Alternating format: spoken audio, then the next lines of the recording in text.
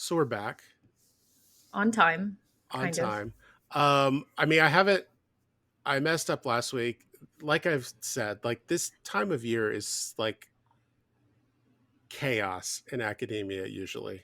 Um, Not for everybody, Not for everybody because a lot of people are already done. I'm not.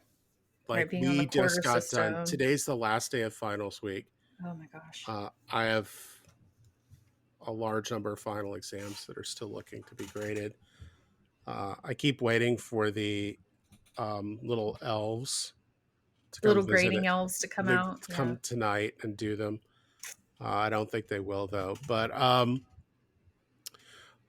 yeah. So the Great Awakening episode is up. This one is pretty short on its heels. This one's a special episode.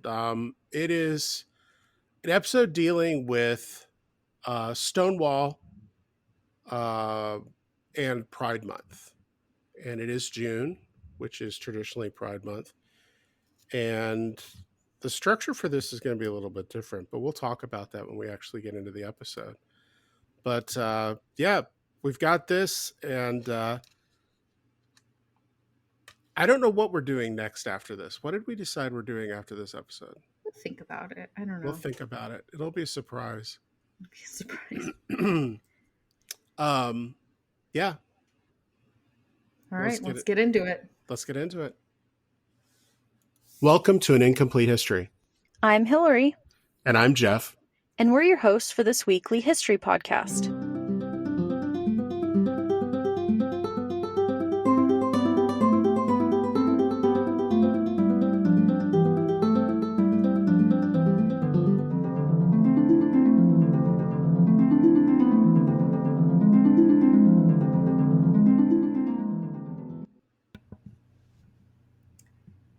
So, welcome to episode 47.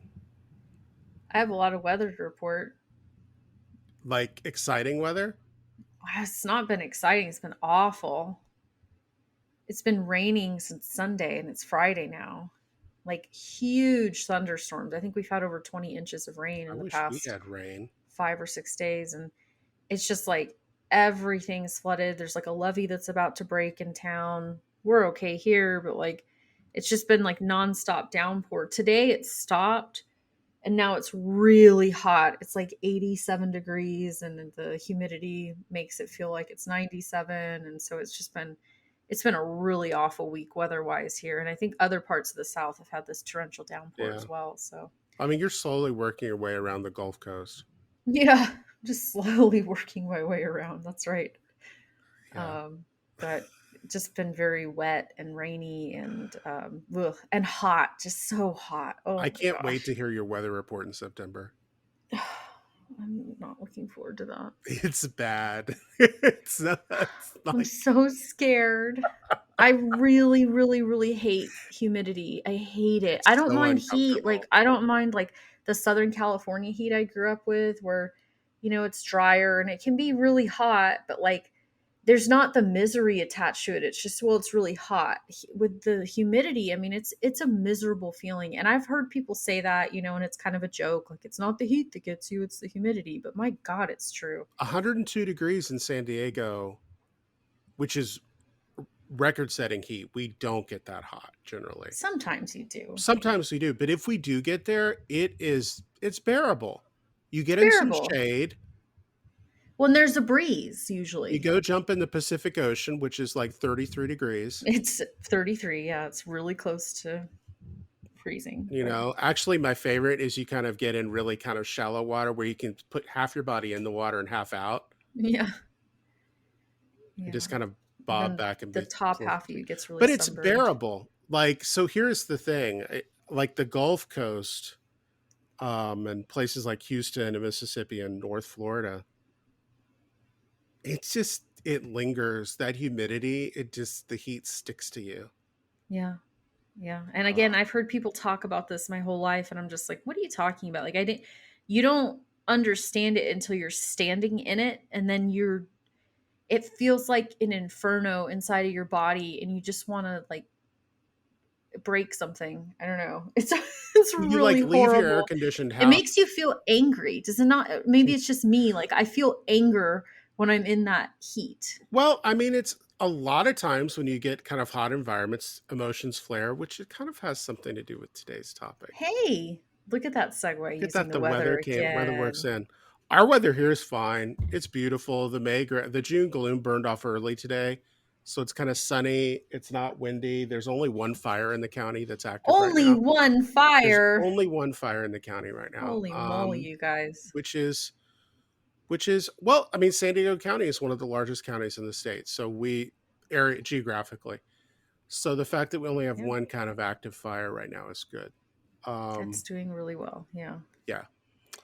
So for today's episode, we're going to do a little something different, right? Is kind of what you talked about. Well, Um, so I wanted to do something for Pride Month, and uh, I lived in New York City for a number of years, and actually a number of my close friends um, lived in New York when Stonewall happened, mhm.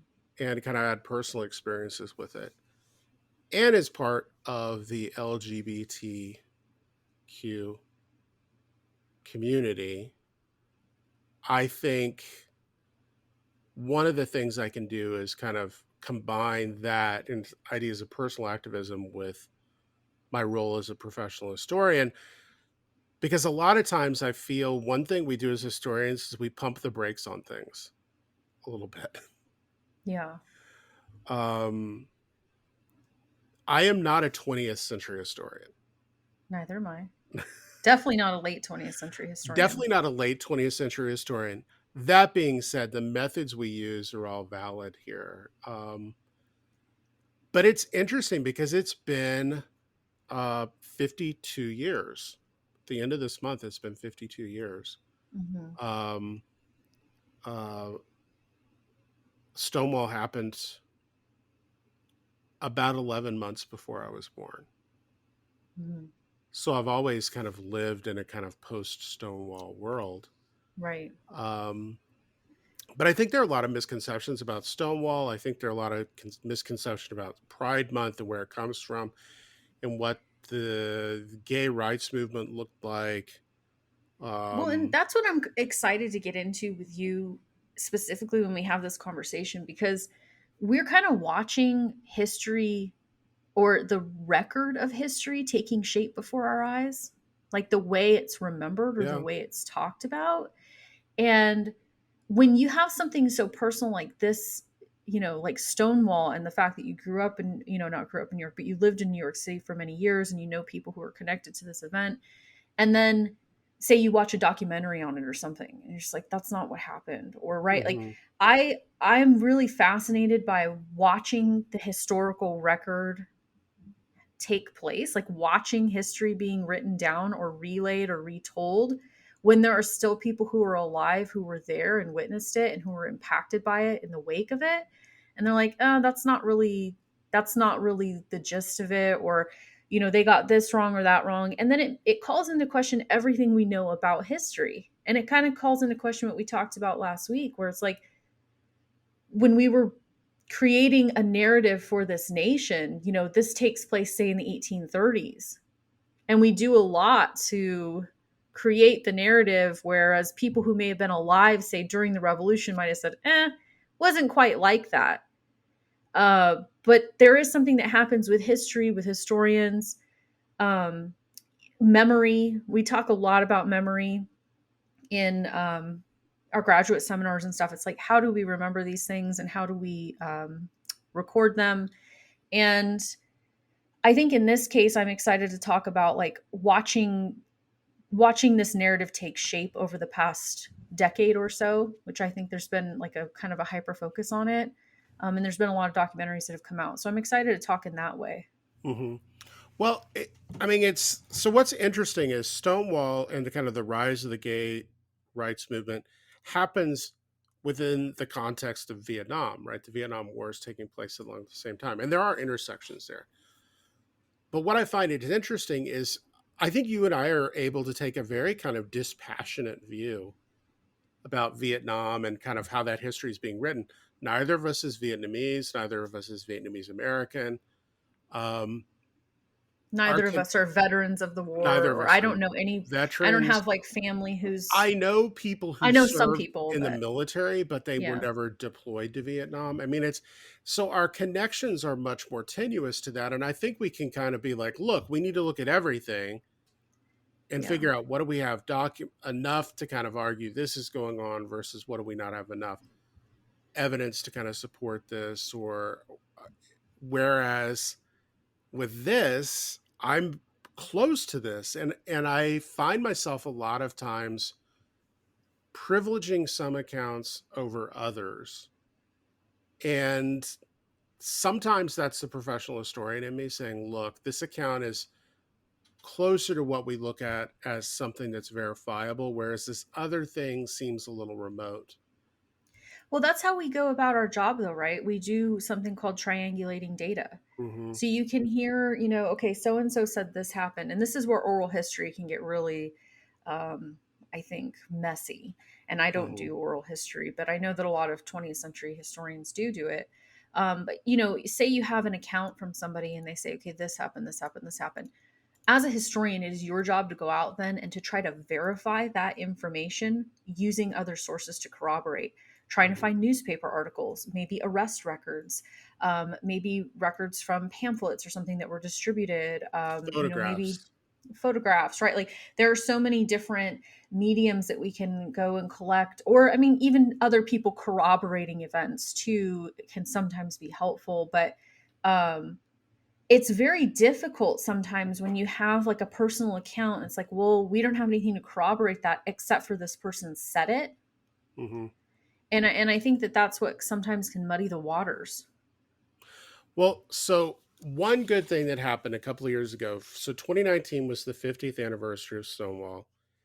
And a good thing that happened in 2018 and 2019 is the National Park Service worked alongside the Center, which is the Lesbian, Gay, Bisexual, Transgender Community Center in New York City, worked along with them as well as the Lower East Side Tenement Museum.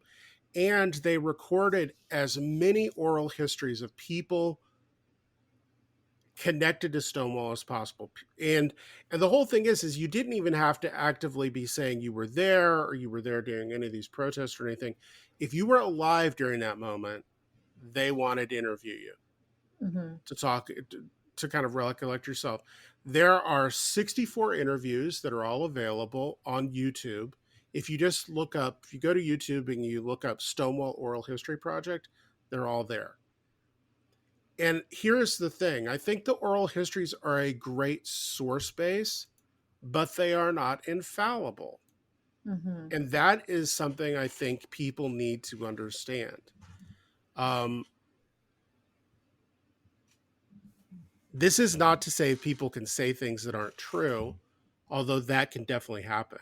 I mean, it's if you go back, if everybody in France who said they fought with the resistance during World War II actually fought with the resistance in World War II, there would have been no collaborators in France.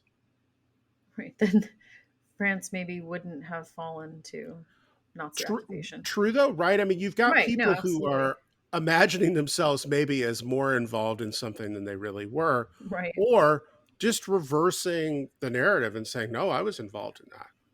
Right. Well, and it makes you relevant, right? Yeah. Like, oh, it's cool. So let's get into, though. I mean, I think we kind of started out with an assumption that people know what we're talking about when we say Stonewall. So let's get into that. I mean, so we're talking New York City, Greenwich Village, 1969. And we're talking about a gay bar that's run by the mafia, So right? June 28th, 1969 is when this starts. Um, it is a bar. It still exists today. You can go there. It is on the National Registry of Historic Places, Thanks to President Obama. Yes. thanks to Obama. Um, it there is a crass commercialism about it now as the birthplace of the gay rights movement that kind of bothers me. Um, but here's the thing. So being gay in New York in 1969 was easier than being gay in other parts of the country. Yes.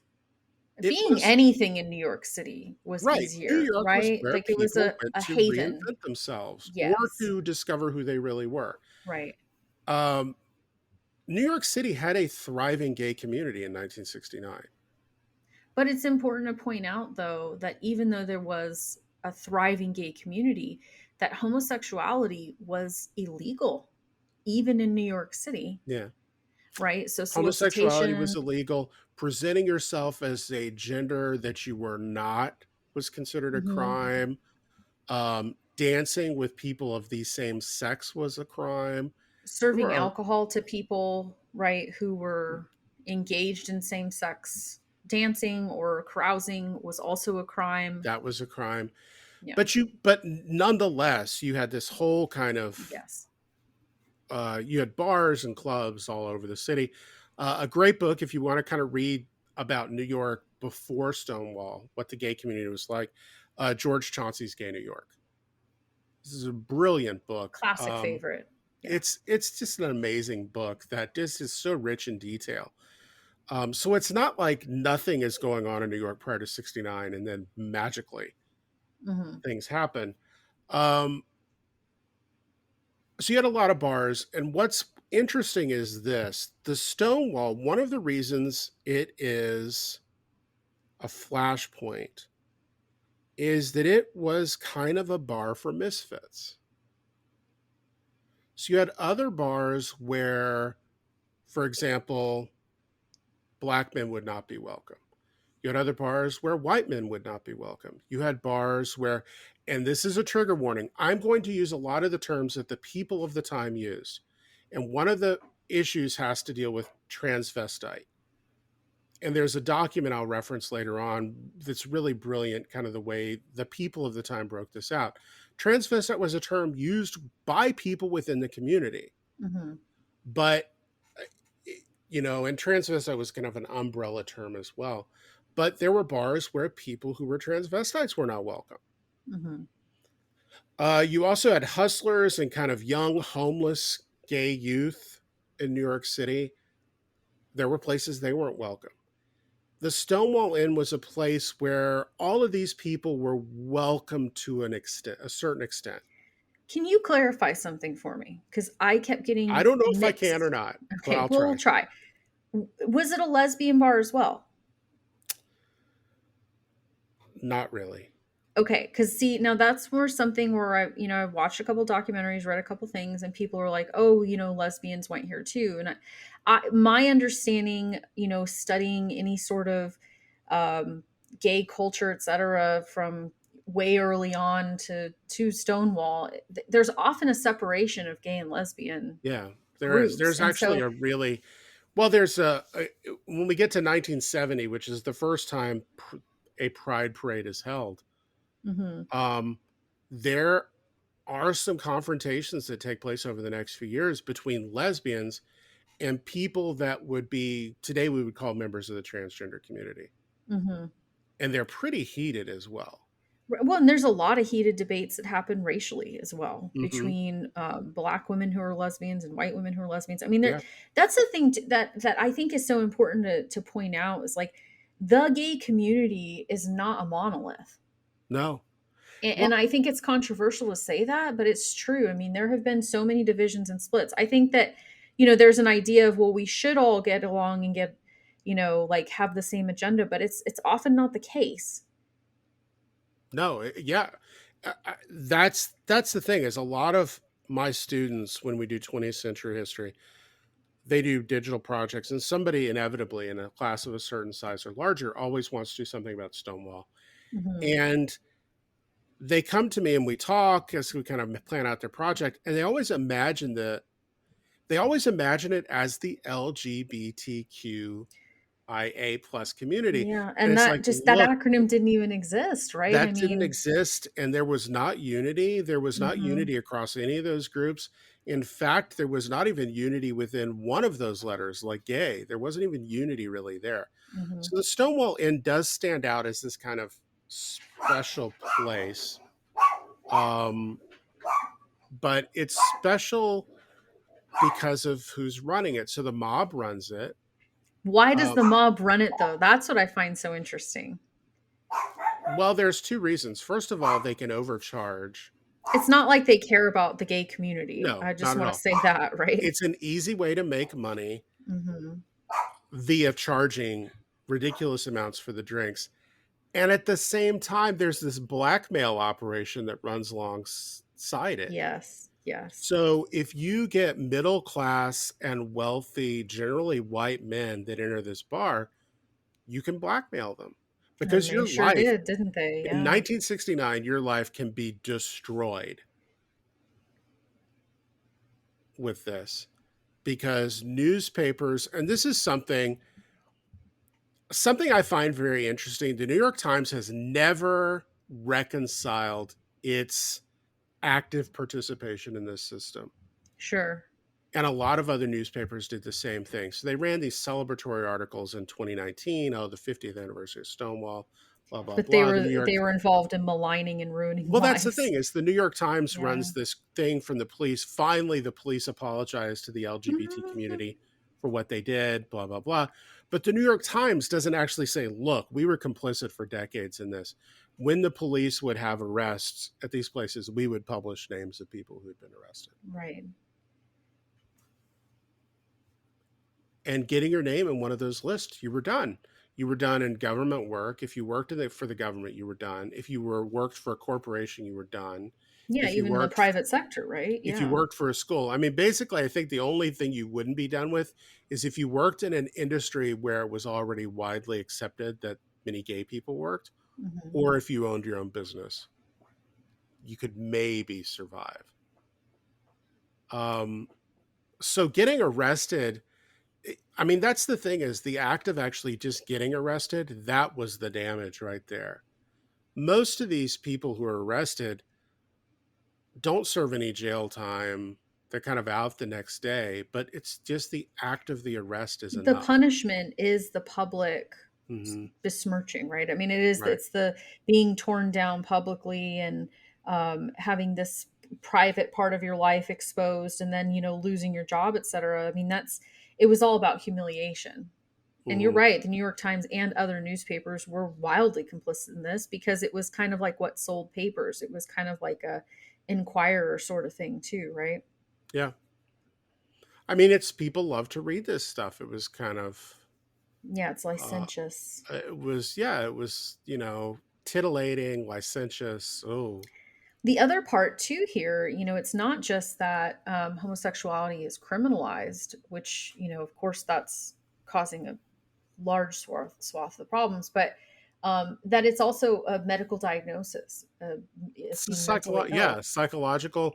It's Hmm. classified as a disease, as a psychological condition by the American Psychological Association Hmm. for years. Up until into the 70s, right? Yeah. Hmm. Um, which meant that if you came out as gay, you could be deemed mentally incompetent and and unable to and manage so your own many affairs. women were institutionalized, Hmm. so many, and men too were institutionalized for homosexuality. And one of the things that isn't talked about very often is that that globally homosexuality has always been criminalized. And when when the Nazis were defeated in World War II and the Allies went in to liberate the camps, there were a lot of homosexuals who were still placed in camps, and they were just transferred to jails. Yeah. They weren't liberated. They were still incarcerated. Hmm. So when we're talking about, like, from a 21st century perspective, I mean, I think we're like, oh, we're all buying chicken sandwiches and there's pride flags everywhere, but it really wasn't that long ago, and still in some ways it's very dangerous to be a part of the community, to be a part of the gay community. And I think that that's part of where the fractures come from too. What do you think about, just like What do you mean we're buying chicken sandwiches? the Burger King now? Oh yeah, Remember, they that have like the rival chicken sandwich now that they're like, we donate to Pride now, and we even do it on Sundays because they're trying to compete against Chick-fil-A. right. And that is so disgusting. Capitalism, corporate, like, you don't care about Well, gay people, corporate you care pride is about selling. Well, hamburgers. that's the thing. Corporate pride is such a sham. It's really sad. I mean, But the so Nestle has like a rainbow logo they're using right now, mm, but if you go to the Middle East or Africa or parts of Asia, they don't have that. oh, And weird. it's like, huh. So you're proud to celebrate pride in the places where it's completely safe for you to do so. Right, and people But will buy your products still. but the places where it might have a little pushback, you don't do that. That's Right. brave. That is That's bravery so right there. brave of you. Yeah. Um so well, I want to start rolling stuff back because like there's this obsession with June 28th, and we can talk about what happens on June 28th, but there's an obsession with it. But there are things that happen before June 28th that I think really get overlooked. And one of Mhm. them I want to look at first happens just 6 days before.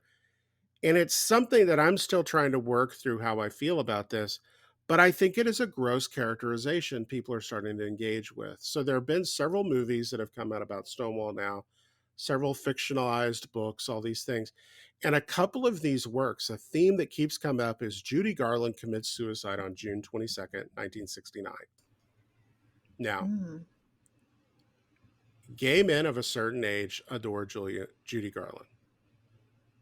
Um, it has very little to do with her being on Wizard of Oz. It has more to do with her career as an adult.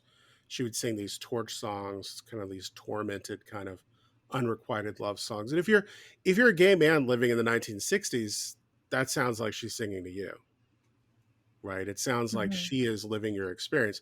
So she commits suicide. The argument goes that this makes some people so distraught and they're kind of mourning Judy Garland's death that when the police seek to enter and arrest people on June 28th at the Stonewall Inn, they're willing to fight back. I call BS on that. That's actually insulting. It's very It's very stereotypical.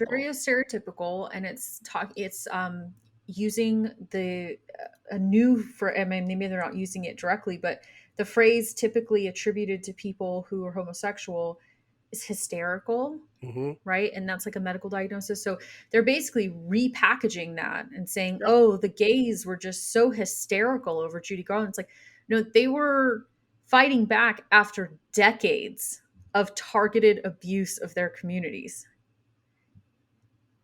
And Yeah. what happens in Stonewall, if it, again, I'm going to ask you, I think that this is what I understand about it, is that the mob who ran these places, they were in with the police. And the police would typically tip them off when a raid was coming, and they didn't this time Right. on June 28th.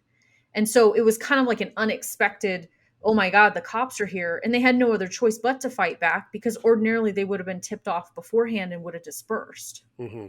Is that true? Yeah. So, well, here's the thing. So, first of all, we're probably going to get some hate mail about this. Um, Ever since the formation of city police departments in a coherent manner in the 19th century, they have been rife with corruption. True. Absolutely true. And Documentably so. and the whole thing is if you're kind of a beat cop and you're not making that much money, it's easy for you to accept payback, Why would, yeah, bribes and things. So bribes. one of the things the police department would regularly do is they would let gay bars continue Mm-hmm. as long as they paid a certain amount of money every month. Mm-hmm. Now, the story goes the mob bosses or the members of the mafia who ran the Stonewall Inn missed their payment to the police. And this is why the police did this. Oh man. Um, so I want to push this back 10 years prior, though, May 1959. I Okay. think Los Angeles may be the actual birthplace of the modern gay rights movement. Cooper Donuts in Bunker Hill. So it's this little donut shop in Bunker Hill. Bunker Hill today is a very built up area of downtown LA. Um, and what's interesting is this the people who frequented that location at night were gay men, both black and white gay men, as well as Hispanic gay men, trans women, hustlers, drag queens, people who really had nowhere else they could go. So the composition of the crowd very much mirrors Stonewall Inn. This is a donut establishment. Yeah, this is Cooper Donuts. So that's something most places weren't 24-hour back Right. So in this the is open day. 24 hours. Donut shops were 24-hour. And that's why cops get the reputation of being in donut shops, because they would go to write the reports in them late at night because they were what was open. So Right. this makes sense. So California had a law in the books that if your gender presentation didn't match the gender noted on your ID, you could be arrested.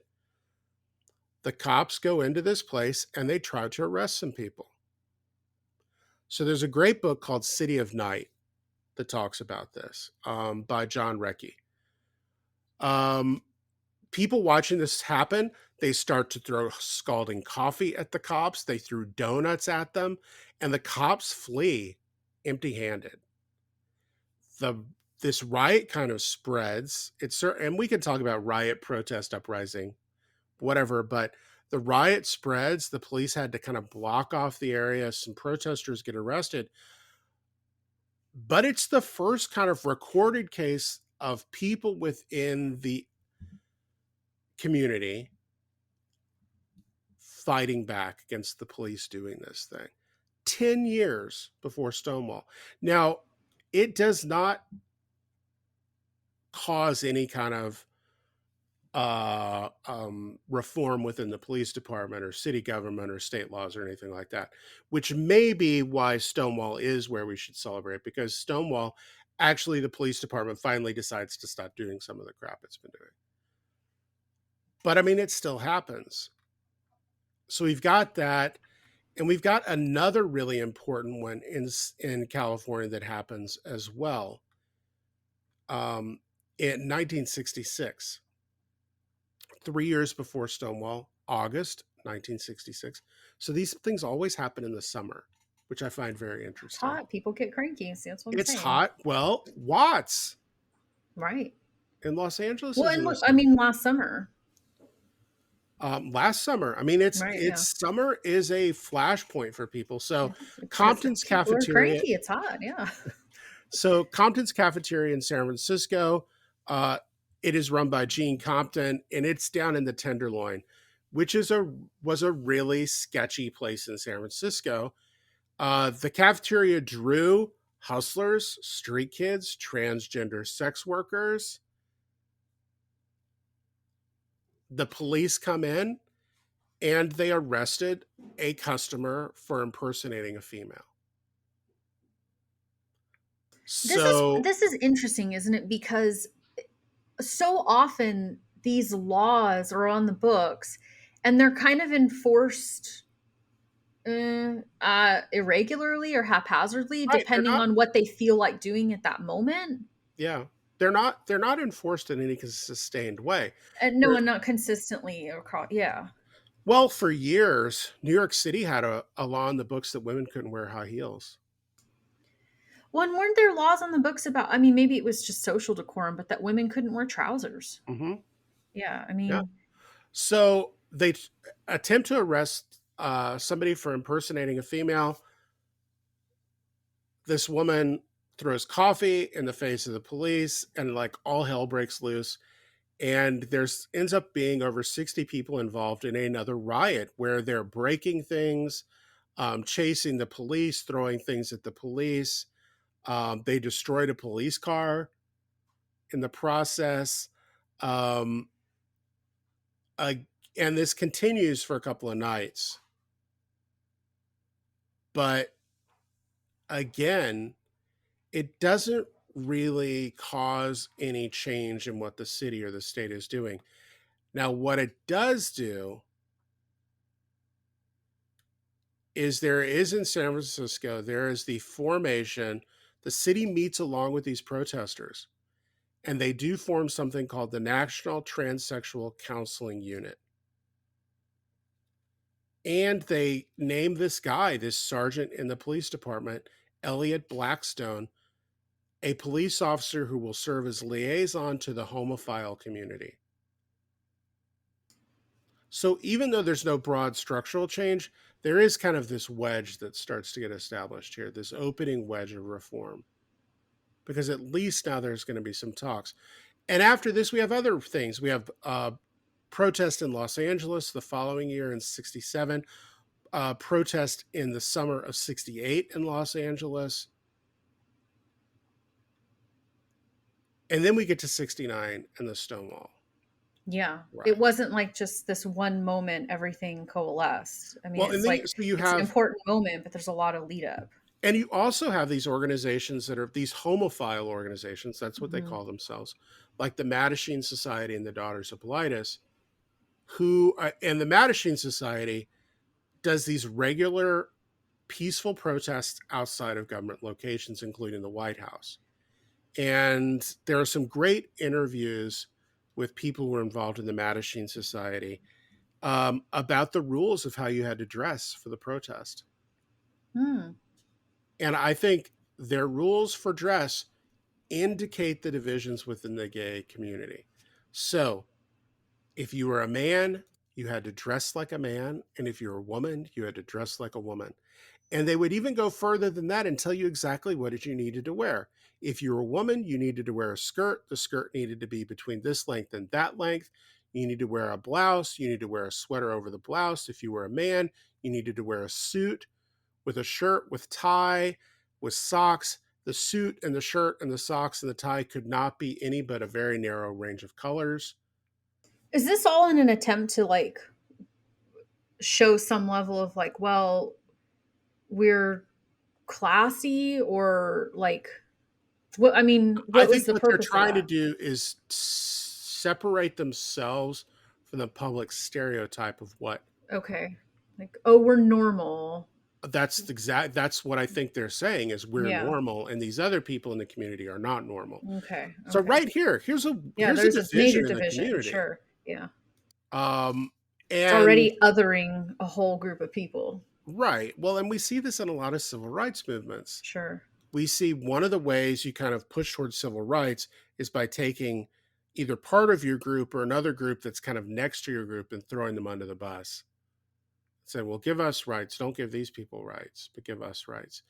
But despite that fact, the Mattachine Society and the Daughters of Bilitis do kind of push for social acceptance.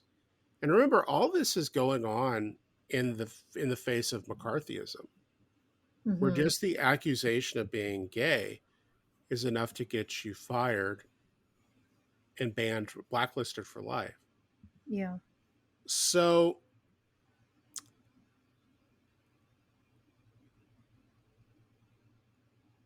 what else do you have questions about? I was going to launch Well, into another story, but I won't. I'll let you ask questions.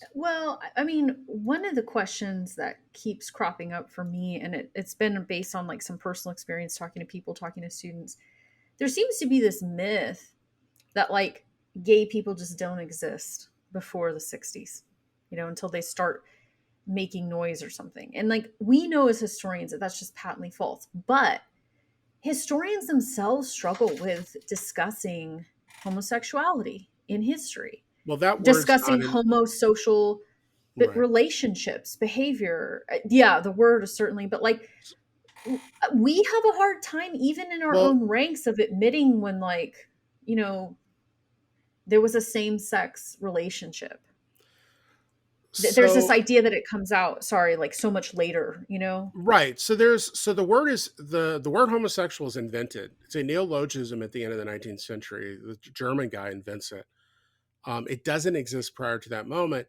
And there's a lot of indication that people do not construct their identity based on their sexual preference until sometime in the 19th century, for the most part. That might not be completely true. The problem is this. So as historians who also look at women, there's a great book that was written called Women Before the Bar that has to do with women showing up in legal records. A lot of times marginalized communities, women for a long time are a marginalized community, if not still. Um, Marginalized communities, it's hard to find them in the historical record a lot of times. So if you do have somebody in Boston in 1780 who constructs his identity based on his sexual attraction to other men, We don't have it. We don't have a record of it. Um, we And do so know just that there because are. we don't have the record though doesn't mean that there It aren't doesn't mean they people who didn't. are participating in same-sex It relationships right. It all the doesn't mean they time. didn't exist. But here's the thing. One of the ways I explain it to students when they kind of really get stuck on applying modern ideology in terms back in the past, sexuality for a long time is like a revolving door. And we have instances of men having sex with men, but neither man considered themselves anything approaching what we would today call homosexual. Right, Um, because they have families and it's just considered like, well, if you're married and you're procreating and you're taking care of your family, who cares what you're doing otherwise, right. right? Boston whaling ships that are out at sea for months at a time. There's gay sex going on those ships. Cowboys? Right. There is. Cowboys. I That doesn't mean, mean people are constructing their identity based on it though. no. And it doesn't mean that they are homosexual, right? It doesn't Right. mean that they are just having sex with people of the same sex. It means that sex is a lot more fluid, sexuality is a lot more fluid. It's not something that people base their identity on. So what changes though in the 1960s where you do have people basing their identity on sexuality, on their sexuality? Like, can you talk a little bit about that, or like what you may assume about that? Because now we're in a society now where a lot of people's identity rests in their sexuality. So, again, historians will always want to push it back. First, I think social change in the mid 19th century starts to force this to happen. And that revolving door increasingly becomes a one-way door. If you ever leave the room of heterosexuality to try out the room of homosexuality, you are forever in that room. So if a man has a wife and children but goes and has gay sex, he is now in that other room. And no matter how many women he has sex with after that, he will forever be deemed by society as being homosexual. It becomes very bifurcated. You're one or the other. And I mean, this is part of that whole Victorian obsession with trying to understand and get comfortable with the complexity of humans. It's trying to And label everything, right? it's It has trying to something to label do with everything. that. Yeah. So I think you've got that, which forces people within the community itself to be like, well, I guess we're going to have to find things to unite us. And this is what Chauncey argues a lot. He says, in Gay New York, he argues it's this late 19th, early 20th century. This is where the gay community crystallizes as something because you can only go certain places and be yourself. If you go to kind of mainstream restaurants and theaters and things, you can't be yourself. But if you end up at a place like the Stonewall Inn, you can have a drink while sitting next to a man. You can dance with that man. You can kiss. You can display affection. You can't do that other places.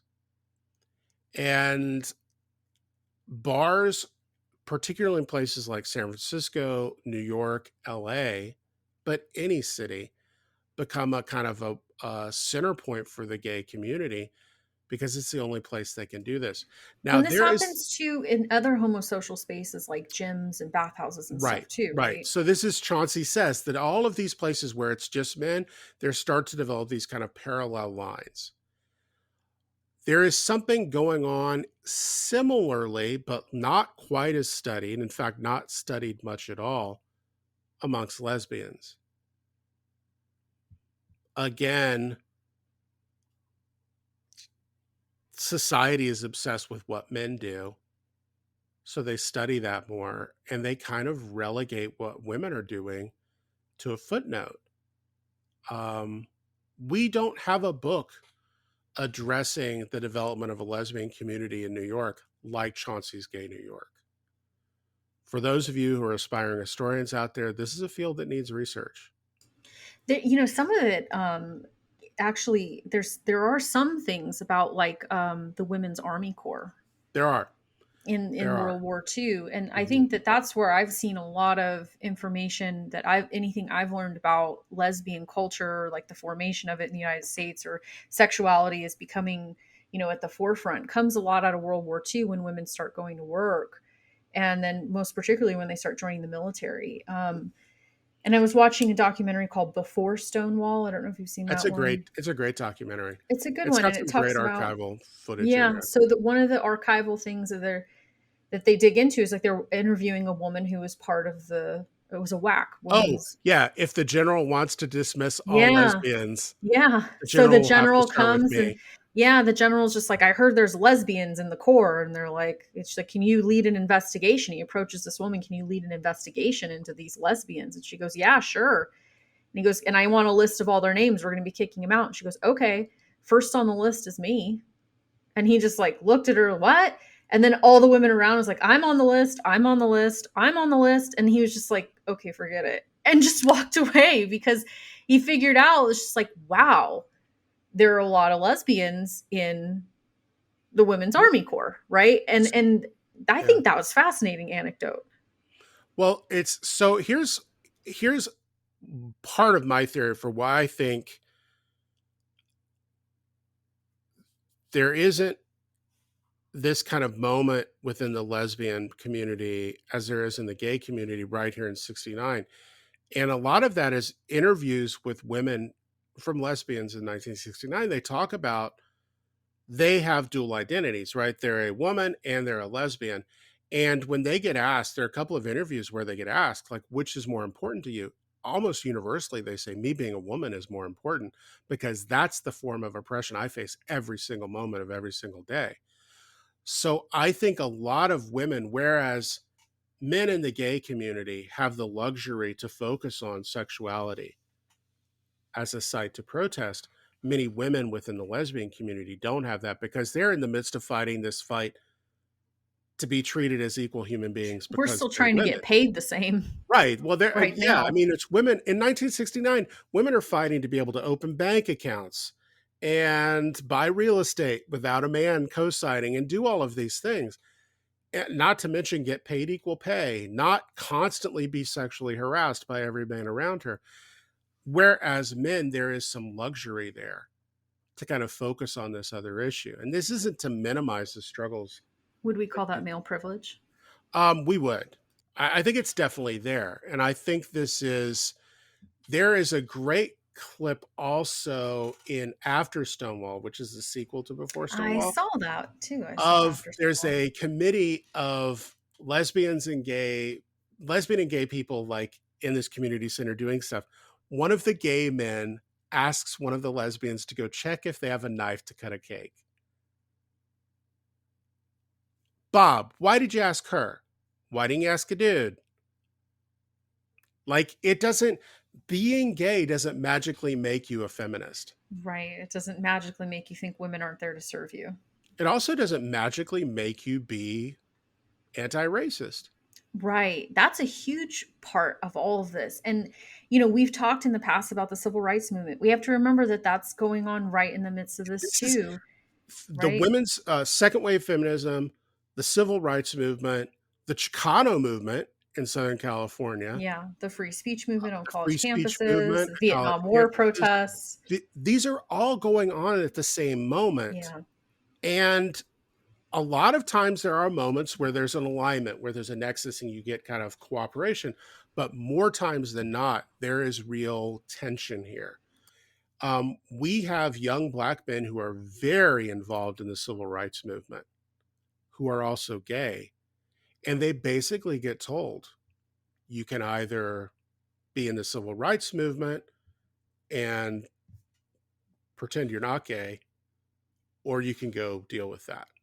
You can't do both. Right, because there's a lot of homophobia within Hmm. the civil rights movement, and there's a lot of racism within the gay rights movement, and there's a lot of misogyny within the gay. I mean, it's all, Well, like you're there's saying, it misogyny. does Look at the not all Black magically I erased. mean, look at the Black Panthers. That a Right. lot of the protesters, or at least some of the protesters at Stonewall, call themselves the Pink Panthers.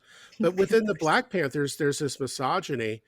What is the question? What is the is it Stokely Carmichael that gets asked the question, what's the proper role of a woman in Hmm. the Black movement? And he says, on her back.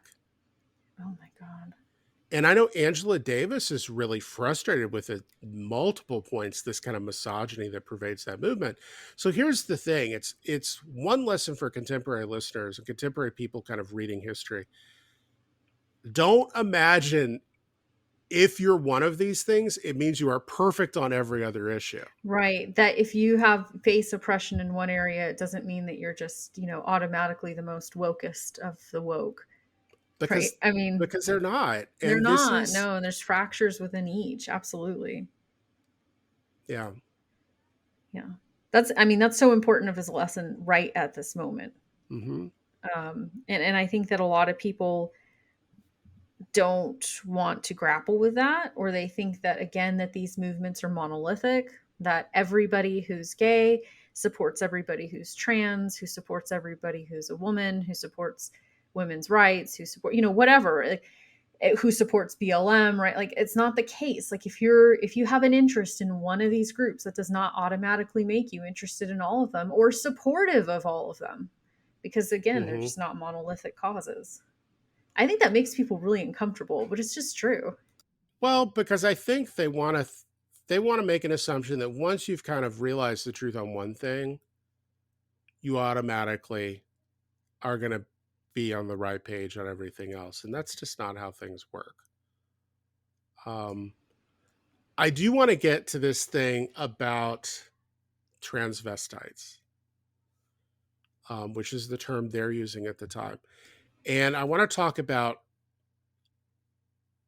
a couple of specific people: Marsha Johnson, not Martha Johnson, Marsha Johnston, Johnson, Lee Brewster, um, and a couple of other people. So Lee Brewster runs a store in Greenwich Village. Um, Kind of, it opens in the wake of Stonewall, but he always identifies as he, and he identifies himself as a transvestite. And what's really amazing is this. So he publishes out of his store, the Mardi Gras Boutique in New York City. He publishes this magazine for a couple of decades called Drag. And in it, you can go on the Internet Archive and kind of look at past issues that the Boston Library generously kind of digitized and put up for it. But in issue number 3, which is in 1971, just 2 years after Stonewall, there's this great picture, and it kind of says "telling it like it is," and you have 4 people sitting next to one another. And here's the caption for the photo: a group consisting of Lee Brewster, drag queen; Barbarella, transsexual; Bunny Eisenhower, heterosexual transvestite; and Kay Gibbons, homosexual transvestite, spoke to a group at New York University on the various aspects of transvesticism to a standing room audience. So, what I find really interesting here is 1979, there's already a distinction that not everyone who may be listed on their driver's license as male is dressed in women's clothing for the same reason.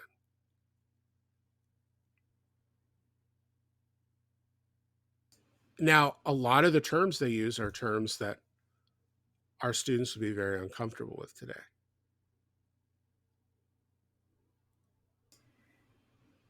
Like, you talking about the term transvestite itself or other terms?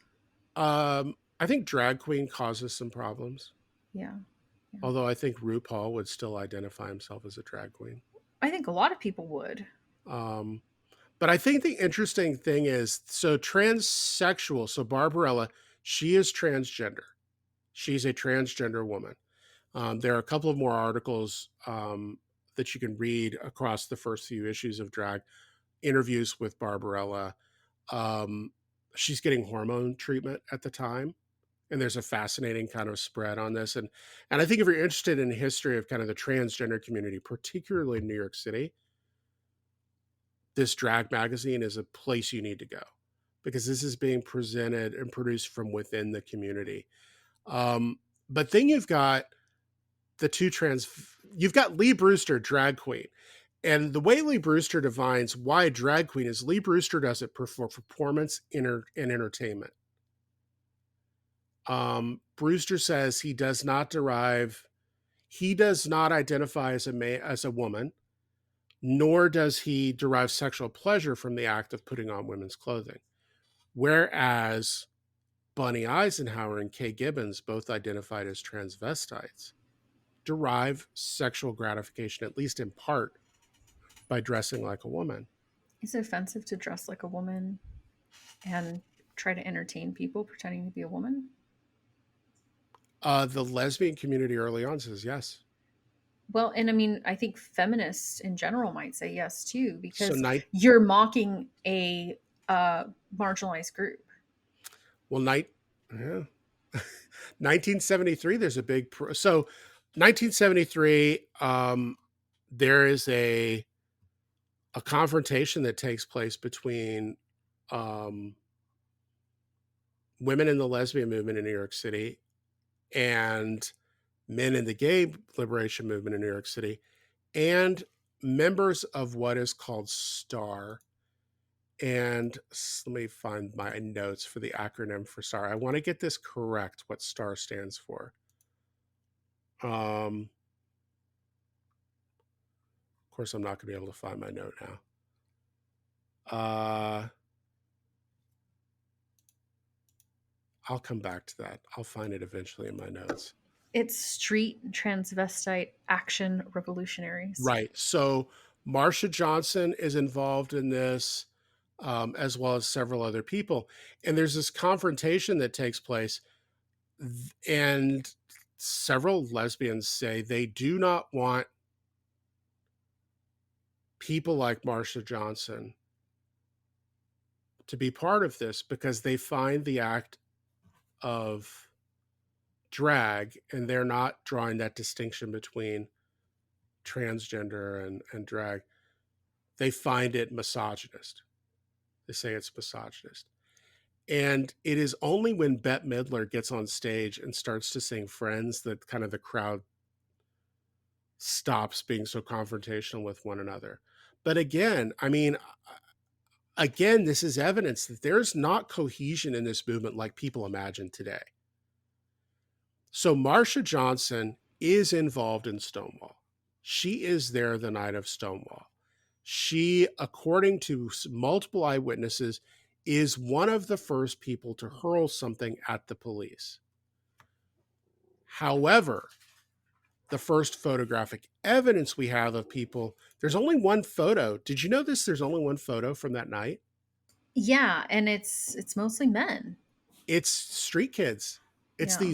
It's basically boys and young men who've come to New York. A lot of them were hustlers. Virtually none of them have been identified. They're just kind of nameless street youths. Um, so here's where we start to get friction between what do we have evidence for and what do we have kind of oral corroboration. Um, Multiple eyewitnesses report Johnson is very much involved. Johnson's life, her story itself, ends in tragedy. She is found dead in the Hudson River in 1992.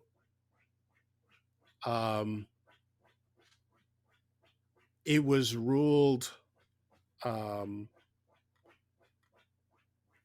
suicide, although Victoria Cruz, she's with the New York City Anti-Violence Project. She actually reopened the case not too long ago. There's been quite a few kind of works, books and documentaries about her.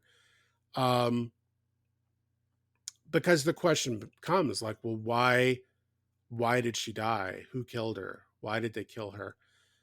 But Johnson, I mean, she's an interesting figure. And I think she's much more interesting than Sylvia Rivera, who co-founds Star with her. Now I find in my notes Star. I think she's much more interesting because Johnson, again, represents multiple identities competing. Well, and Johnson ends up being an advocate during the AIDS epidemic and Yes, she ACT does. UP and all that, right? Well, and she's advocating for people of color during those. Right, right. Because she has these So intersecting identities. Right. So we can have a whole other episode about AIDS in New York and what happens. But one of the early things is the gay men's health crisis and other organizations that start to form. AIDS initially impacts right at the beginning in the United States, mostly white men of a certain age. And then it spreads out from there. Then it kind of grows out of that. But a lot of the very early AIDS activism is centered on gay men, gay white men. Johnson advocates for people of color. She also advocates to transgender women who are being affected by this. Um, they did perform some interviews with her, so we do have some interviews, but obviously she wasn't alive for something like the Oral History Project to talk about these things. But getting back to Stonewall itself, I mean, it's Stonewall does create change in New York City. Um, the police decide they're gonna not raid like this the same way they've been doing, mostly because over 5 nights they kind of get their asses kicked by the protesters. Um, and today you When can you actually, think of all the other unrest that's happening, it's like mhm. there's a lot going on in 1969 in the United States. So like it almost might be like, well, this is the least of our problems at the moment. Is that fair, maybe? Yeah, yeah, I think it is. And I also think it's a thing of most New Yorkers, even if they maybe did not approve of the homosexual lifestyle, as they would have called it, felt that New York City was kind of a broad, big space and there was space for people. Let me ask you this. Do you think that because it was perceived at the time as mostly white men, that the response or the pushback maybe wasn't as bad as if it had been predominantly women or predominantly people of color? Repeat that question. That the movement is, kind of considered at the time as being predominantly white men, that the Mhm. rioting, right? It's like, oh, these middle upper class white men I and mean, it some is, like but it street isn't. boys, but white men. Right. I mean, I know that there's a lot of diversity at the Stonewall Inn, but like I think a lot of early activism is very white and it's very male. I mean, is it possible that it would be treated differently if it were, say 300 black men rioting in the streets? And this Mm, is just a question. I don't know. I'm just spitballing here. well, I mean, New York City has a sticky history about black men rioting in the city. Well, I It know that, and usually that's ends why up I'm. with the it I know usually ends up that. it usually ends up with the police killing a lot of black men. Exactly. That's exactly what I'm getting at. Because there were so many white men who were involved in this, like it's almost like the police just kind of let it go. If it were predominantly women or predominantly people of color, I think that it would have gone on and I think it would have gotten very violent. Mhm. I mean, maybe, obviously we'll never know completely. We do know this. So members of the Mattachine Society do actually say, look, maybe this is what the movement needed. Maybe they actually did need this. I mean, it's a very interesting thing because similar to things that are going on in the civil rights movement, the Mattachine, at least initially, is adopting a very kind of Martin Luther King approach to protest and social change, whereas someone like Marsha Johnson has had it, and she's adopting a much more confrontational style. Um, Zazu Nova and Jackie Hormona are the other two people. I did want to call them out because I think it's important we kind of remember these names. Here's the thing: we know the names of some of these protesters at Stonewall. Many of them we do not. They are nameless. But we also know after the first night, second night, people decide to go down and riot again. Now the media shows up. The New York Times, the New York Post, and the Daily News all show up. The new Daily News actually put it on their very front page. Um, so, but what's interesting is this: conspiracy theories start to rise about who caused the riots. Oh, yay. So We're back around to conspiracies. there's a rumor going around that the Black Panthers actually engineered this to sow discord amongst the white population. What do you think about that? I bullshit. Bullshit. I mean, it's Sounds no, but pretty far fetched. I don't here's the know. thing is, I think there are people involved in it who definitely draw inspiration for the Black Panthers Hmm. and I don't say, think the look, Black Panthers would want to be being involved with the gay community. well, that's the thing is, well, that's the thing is, I think when you start to separate people like Angela Davis out of the Black Panthers movement, it becomes a fairly anti-gay group of men. Well, and not just anti-gay, just a very misogynistic space. Right. It's a very, today we call it a very heterosexual, very male I space. would call it toxic masculinity. Well, and this is the reason Angela Davis has issues, right? I mean, this is the Sure. reason people have issues with it. Um, but once it's out on front pages and it starts, public starts to see kind of what's happening, I think things are never going to go back to the way they were. And in June 1970, they actually hold the first Pride Parade. It is not initially called a Pride Parade. It is called, what is it called? The Christopher Street Liberation Day Parade, That's right. Sunday, June 28th. Out of the closet and into the streets is Out the of the slogan, closet and right? into the streets. Um, on Sunday, June 28th, which has been designated Christopher Street Liberation Day, thousands of homosexual women and men will march up 6th Avenue for Christopher Street in Greenwich Village to the Sheep Meadow in Central Park for a gay in. So 1970s. What's a gay in? What happens at a gay It's in? like a love in or like a peace in, or it's a hippie thing. I see.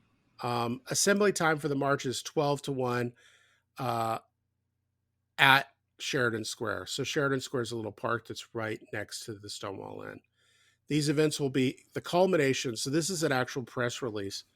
The organization that Lee Brewster was part of kind of puts out. These events will be the culmination of Gay Pride Week, June 22nd to the 28th, a week throughout which the East Coast gay organizations will commemorate the Christopher Street uprisings. So they're calling it uprising right there, but they're not calling it Stonewall, right? They Right. want to view it as the entire The neighborhood. community. What's interesting is that just 1 year later that people, I mean, you're talking about what we said in the beginning. It's like this is considered a crime. Mm-hmm. It's considered a mental disorder. People are being institutionalized. People are losing their jobs. In 365 days, the culture doesn't shift that dramatically. For people to go out and commemorate this a year Mm-hmm. later, that's really brave. I mean, they were risking a lot about their reputation in order to go out and commemorate this uprising from a year prior because it's not like suddenly culture shifted and said, "Oh yeah, we're going to put out rainbow flags everywhere." I mean, And they it's are, so pretty the rainbow extreme. flag comes a few years later, 1978. Um, Initially has 8 stripes. Pink and turquoise are eventually dropped to 6 stripes. And now we have new versions of the pride flag. But it's a fairly rapid change that takes place. The transition from 1969, you're worried about police raid, to 1970, you are having a parade down 6th Avenue. You have a full week of events, and you can again go on the Internet Archive and look at some great things. Also, the Library of Congress has some great resources they've collected, like a full host of events and activities, and it's very political. And for a long time, Pride is very political. Um, I think it still is. is it? Well, I think there's a lot of people on either side of the spectrum who do or do not support businesses who do or do not support pride. And it becomes kind of political, I think. Yeah. I mean, if I don't like the Rams and like Ralph's has a cake with the Rams on it, should I protest Ralph's? And I know that's a Well, some minimization of people that. do, though. I mean, that's I the know. point. That's what I'm saying. Like, I don't think it's, I just don't think intelligent. I just think that people do it. I don't think Marsha Johnson would want us to be doing that though. What, making pride flags? No. Being obsessed with that kind of political activism, which I'm Oh. not really sure that's political activism at all. Well, I mean, it's economic, right? I mean, there is something to be said about like how Yes, this has turned into just like, there are some disgusting boycotts display of work. capitalism. Right, boycotts work, but I think it's the opposite of that, right? Yeah. It's like we were talking about earlier. I think it's corporate pride is kind of a nauseating mix of seeming to cater to a community, but at the end of the day, not maybe really Just caring trying much to about make them. money. It drives me nuts. Like Because there are I countries in this world where you can get executed if you are gay. still right now You also have countries like Iran where if you are gay, you are given the choice to be executed or to transition, to transition to being a right? woman.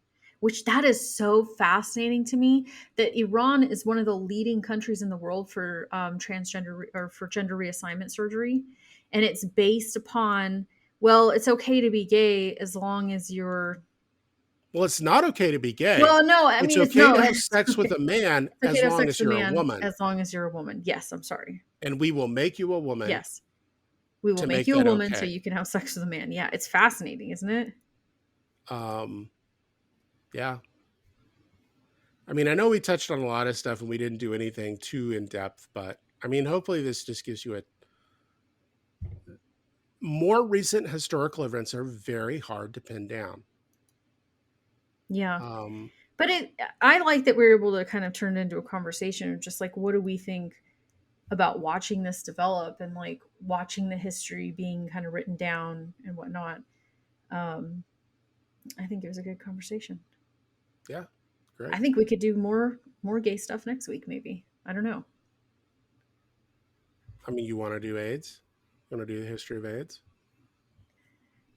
It's kind of Yeah, salient. I do. I think that that would be smart. But that's another one where it's like this is very recent. But I think that yeah, we could do that Well, ongoing even, ongoing. right? Are you sure you want to do it? Yeah. Okay, All right. Why? let's do it. I was I just mean, it's thinking. I it's was just something. thinking of a South Park quote, but It's oh, it's just again, I think it's a thing that particularly younger people today who want to be real activists in these kind of movements or in broader movements, you need to understand how these movements started. You need to understand where they came from, what their goals were, what problems in those movements initially were. Um, there's some conspiracy stuff there that we can talk about too and debunk, discuss. yes, Yeah. definitely. Okay. All right. Definitely. Well, that sounds good. I'm excited. All We'll right. do that. Well, until next week, I'm Jeff. And I'm Hillary. Thanks for joining.